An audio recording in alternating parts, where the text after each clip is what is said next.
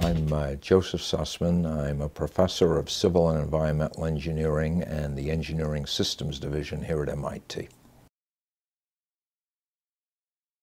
People talk about sustainable development. Well, you can't have sustainable development without sustainable transportation. And when we speak of sustainability, we always bring up the 3 E's. We have the question of economic development, we have the question of environmental protection, and we have the question of social equity, the 3 E's. And our argument is the transportation system has to operate on each of those dimensions to be effective. So building transportation infrastructure in a metropolitan area, for example, or an intercity transportation system, such as, say, the interstate system here in the United States, is done to enhance mobility, which is in fact done for the most part to provide economic development opportunities. Now, of course, there are all sorts of social factors as well, people visiting family, people going to school, and so forth. But economic development is at the heart of what we're trying to do when we make investments in transportation systems. But that's not our only goal. In today's fragile environmental era, one has to be very concerned about the impact that transportation has on the environment, which is the second of the 3 E's. Environmentally, we're concerned about a number of things. We're talking about clean air, we're talking about clean water, we're talking about global climate change with greenhouse gases being produced, and transportation is a player in all of those areas. Pollution is caused by the operation of internal combustion engines. So are greenhouse gases. There's runoff from roads into water supplies that causes problems in that regard as well. So one needs to be quite conscious of making environmentally benign decisions when one makes decisions about how to design a transportation system. But finally, we have the question of social equity, the third of the 3 E's. And the point with social equity is that if we are not in some way distributing the benefits that are created by transportation systems, the economic development benefits, if we're not distributing those across a broad swath of society, we argue that it won't be a sustainable solution. It can't be sustained for a long period of time unless people are sharing in the wealth that is being created through mobility. The question is finding the proper balance between the public and private sector. We have what are called public-private partnerships that have been in place around the world for many years. The U.S. has been relatively slow to adopt those, but the basic notion is the public sector contracts with the private sector to build, for example, infrastructure. And the private sector is responsible for borrowing the money to build that infrastructure, and then regains its own investment, typically through some kind of tolling, some kind of user charge on that infrastructure. So the government has a little more flexibility since it's not paying for everything up front, and depending upon the particular circumstance, some have argued that the private sector will be inherently more effective and more efficient in providing those solutions. That's a matter of opinion, and it, I'm sure, varies from company to company and state to state. But certainly the role of the private sector is one that has to be taken into account. The other direction that's very important with respect to who does what, the public sector and the private sector, is the question of advanced technology. We have seen in the last 20 years or so, for example, the advent of something called Intelligent Transportation Systems, or ITS for the professionals, which involves the use of advanced technology for sensing, for computing, for telecommunications, advanced mathematical algorithms, all of which can enhance the operation of a transportation network by being able to sense vehicles in real time on the infrastructure, and also can be helpful in providing traveler information for people either using their cars or on public transportation, again in real time, giving them a sense of how the system is operating and what their best route from origin to destination might be. Now, these systems often have to be deployed by public sector organizations. And public sector transportation organizations tend to be rather conservative. They focus on the issues that they are used to focusing on, for example, building and maintaining highways, and less so on the issues of operating those highways in an efficient manner. So we're speaking here of the need for a institutional shift, an organizational shift to be able to use those kinds of technologies, because to use them, one needs to have public sector organizations that understand them and can help in their deployment. So we have, in transportation, we always talk about capacity. What's the capacity of this rail link, of this highway? Well, we also need professional capacity. And universities like mine and others around the country work hard to continue to provide talented young professionals that go into the field with some of these more advanced ideas. But we recognize that takes a long time, so many of us are involved in, if you will, re-educating through continuing education programs people who are already 20 years out of school and want to learn about some of these approaches that can help them in their professional development, but in addition, help the nation deal with the transportation issues that it is concerned with. The federal government has a special role. It is a facilitator. It is, in some sense, a cheerleader, saying, here's where we need to be going. It needs to set the tone in terms of issues like safety and advanced technology. It needs to do research that can allow different kinds of technologies to roll out, and it has to do that in a way that is consistent with the research being done in the private sector as well as the public sector at the state level. There are a variety of people with interests in the transportation systems. Obviously, we have travelers. We have people who want their freight shipped from one point on the network to another. We have people that are interested in using public transportation.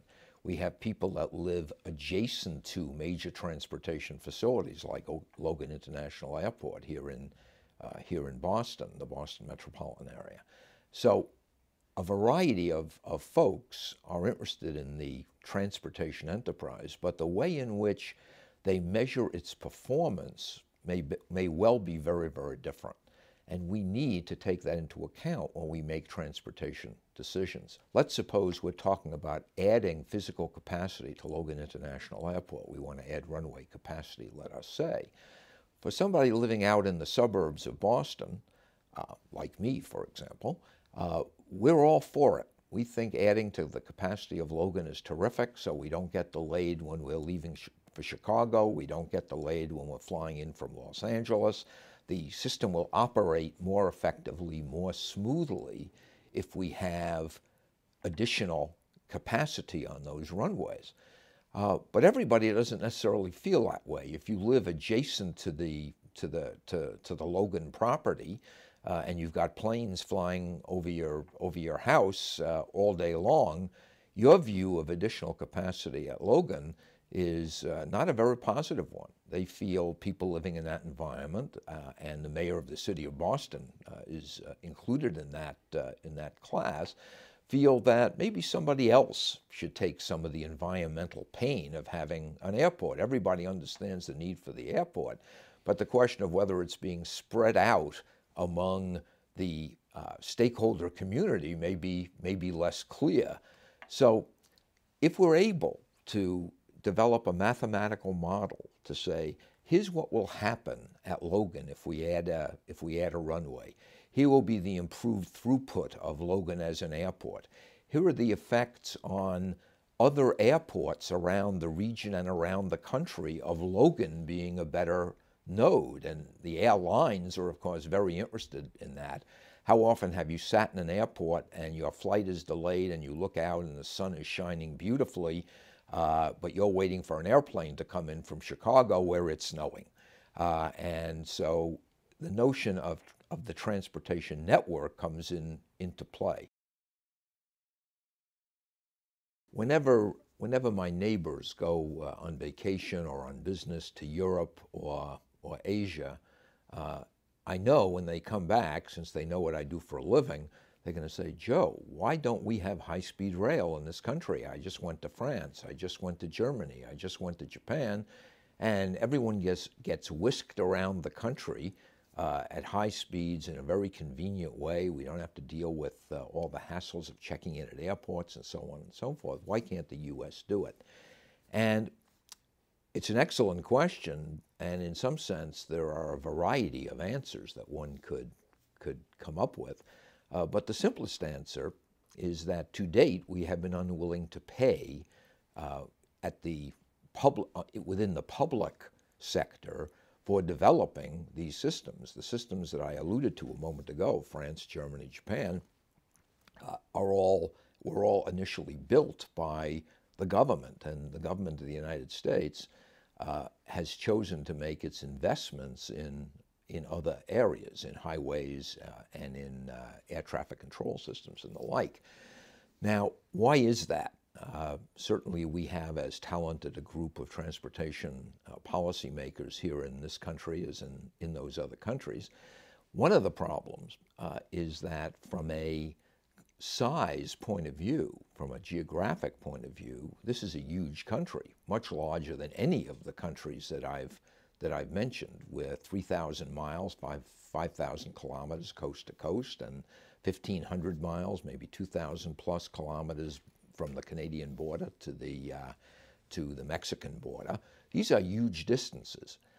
And if in fact we were to build high-speed rail on a national basis, it's very unclear, even if we were able to do that, and let me emphasize I'm not advocating that we do that, high-speed rail would take much of a bite out of, for example, coast-to-coast travel, because even though you're going at 200-something miles an hour, you've still got to go 3,000 miles, and it's a long ride.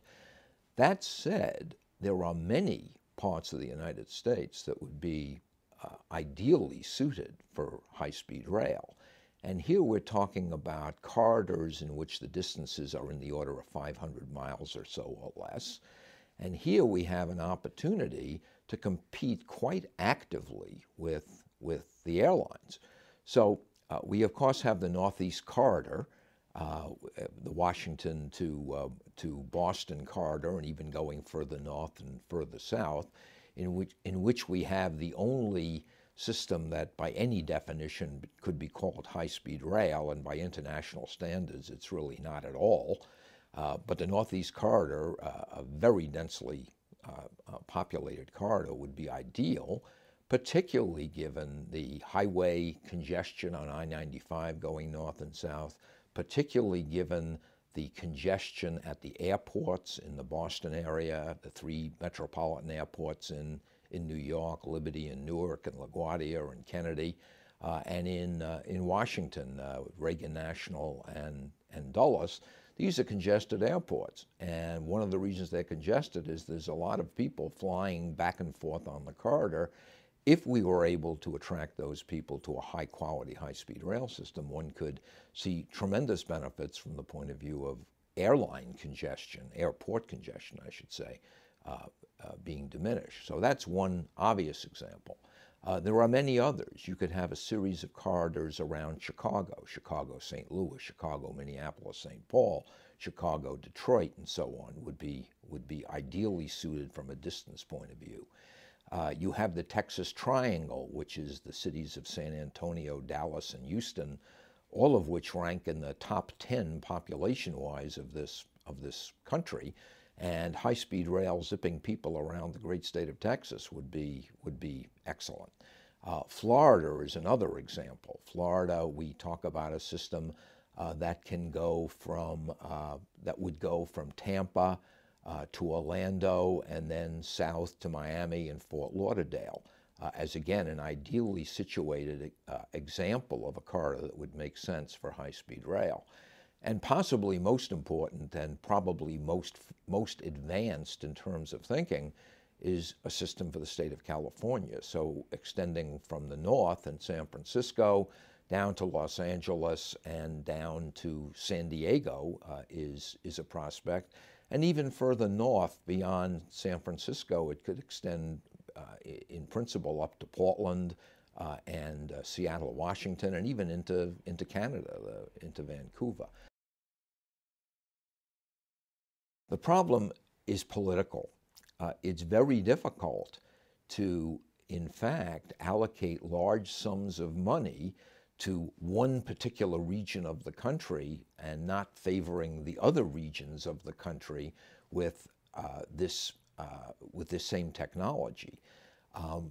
When the interstate system was conceived and began to be built in the middle of the 1950s in President Eisenhower's administration, the notion was this would be an interconnection system for the whole nation, for urban, for rural. Everybody got their piece of the action. Whether you were the state of New York or whether you were in Wyoming, you were going to get a piece of the interstate action and get some benefit from it. I don't know if the same is viable from a high-speed rail point of view. I don't know if the case can be made.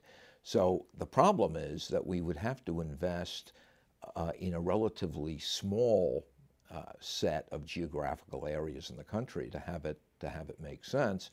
And since in this great republic of ours, the state of Wyoming with, I don't know, 500,000 people has 2 senators, and the state of California with, I don't know, 38 million people has 2 senators.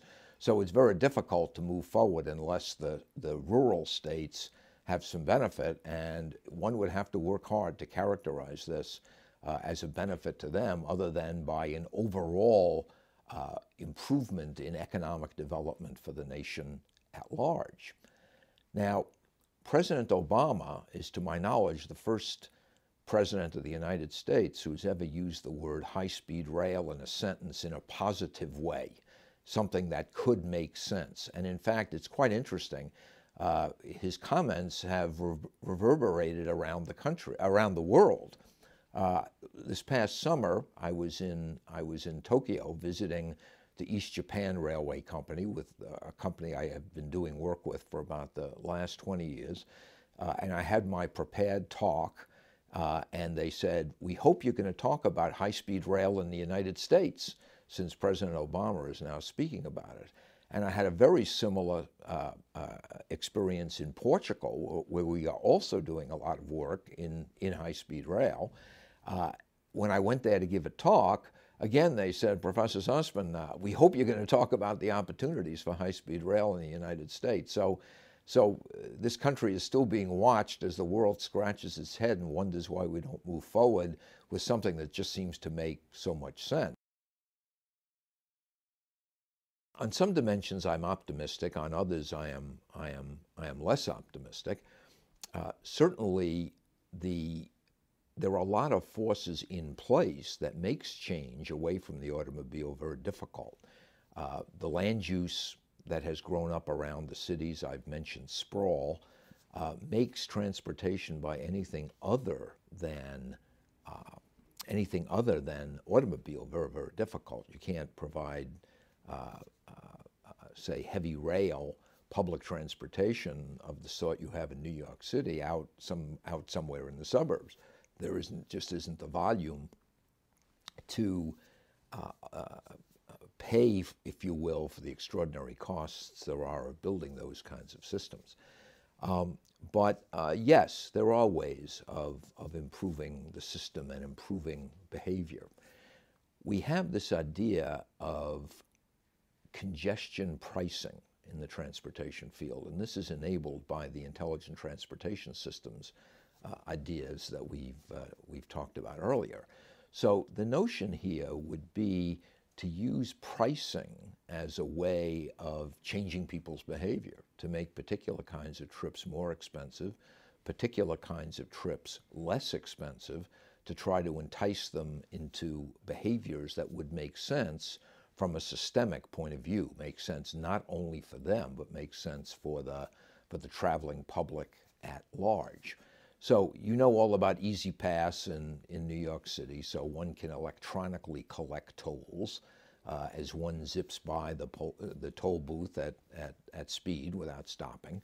Well, once we have that kind of electronic capability, one can change those tolls, and one can do it not only at toll booths, but one can do it along the entire stretch of infrastructure, and one could even start thinking about doing it with GPS so that one is monitoring the flows of vehicles and one is charging the drivers for using the roads as a function of the kind of car they're driving. For example, a less polluting car would be charged less. As a function of where they are driving. If they're driving in a congested area, we want to give them incentive to not drive during the congested period. We would charge them more. It depends on the time of day they're driving. If they're driving at the height of the rush hour, well, that's going to be more expensive than it will be to drive 2 hours before or 2 hours after the peak hour. So the notion here is that by changing these prices dynamically as a function of time of day, as a function of location, as a function of vehicle type, that one can give incentives to drivers to make different kinds of decisions. So the notion here is that one can perhaps have a lower need, a lesser need, I should say, of building more infrastructure that is built for peak hour capacity by enticing people to drive at some time outside the peak hour. Now, that's all sounds all well and good. Politically, it's not quite so easy. One has questions, the third E in sustainability, the social equity questions.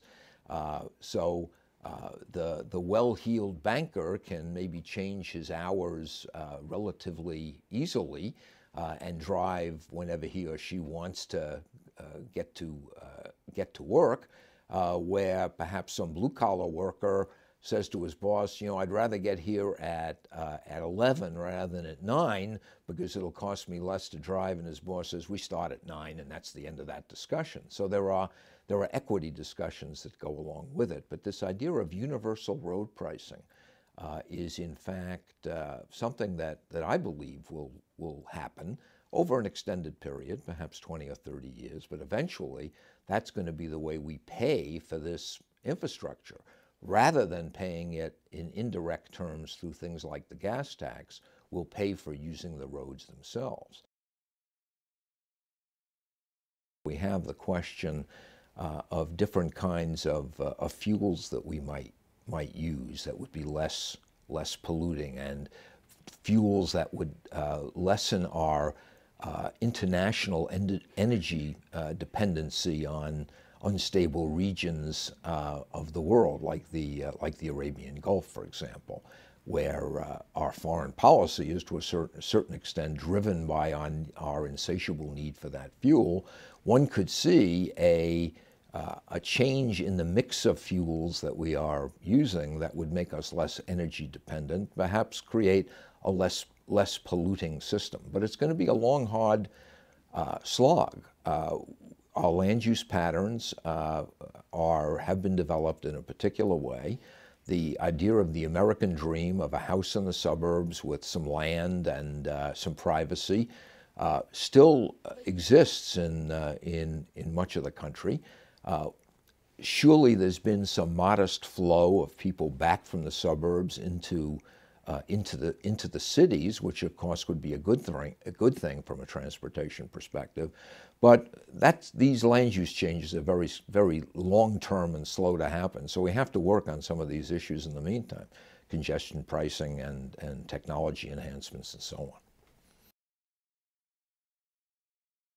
There are several.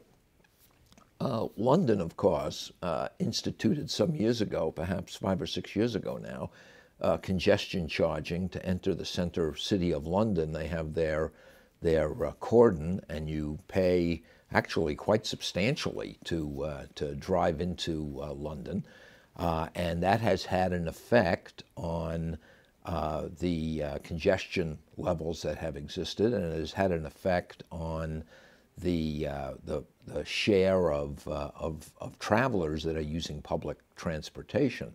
So London was the first major city in the developed world, if one excludes Singapore, which has been at this for 30-something years, but it is in a different kind of political environment than liberal democracy such as London. So London can be a model for the large cities in, for example, North America. There are other cities in Scandinavia that have had good luck with these kinds of approaches, a more informed thinking about land use, less car-dependent living patterns, and congestion charging to allow the system to reach some kind of equilibration to allow people to pay less for highway use as a function of when they choose to use it, and therefore create less of a need for building of traditional infrastructure. So there are, in fact, examples going forward. Many of those cities, of course, I speak of London and France and Paris, many of these cities, of course, were developed before the era of the automobile.